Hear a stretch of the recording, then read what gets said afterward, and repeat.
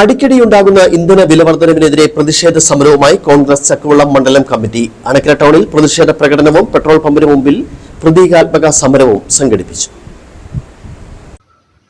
Petrol diesel വിലയിൽ അടിക്കടി വർധനവ് വരുത്തിയ കേന്ദ്ര സർക്കാരിന്റെ നടപടിക്കെതിരെയാണ് കോൺഗ്രസ് ചക്കുവള്ളം മണ്ഡലം കമ്മിറ്റിയുടെ നേതൃത്വത്തിൽ അണക്കര ടൗണിൽ പ്രതിഷേധ പ്രകടനം നടത്തിയത്.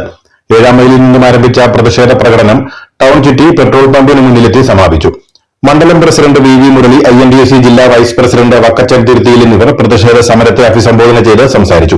പെട്രോളിനും അതേപോലെ തന്നെ ഡീസലിനും ഉൾപ്പെടെ 4 തവണ വില വർദ്ധിപ്പിച്ചുകൊണ്ട് ജനങ്ങളുടെ ഒരു ദുരിതം തന്നെ ജനജീവിതം ദുസ്സഹമാക്കുന്ന ഒരു നടപടിയുമായിട്ട് കേന്ദ്ര ഗവൺമെന്റ് മുന്നോട്ട് പോയിരിക്കുകയാണ്. നമുക്കറിയാം, കഴിഞ്ഞ ഒരു 1.5 മാസക്കാലമായി പാചകവാതകം കിട്ടുകയില്ല. പാചകവാതത്തിന് വലിയ ക്ഷമമാണ്. കൃഷി ചെയ്താലും കിട്ടുന്നത് പാചകവാതം കിട്ടാനില്ല. പഞ്ചായത്ത് വൈസ് പ്രസിഡന്റ് ബാബു കോട്ടയ്ക്കൽ, നേതാക്കളായ ജെയ്സ് കാവുങ്കൽ, ജയൻ കുഴിക്കാട്ട്, സാബു വയലിൽ, മാണി ഇരുമേട, സിബി വെള്ളമറ്റം, ഷൈനി റോയി, റോൺസി വർഗീസ് തുടങ്ങിയവർ സംസാരിച്ചു.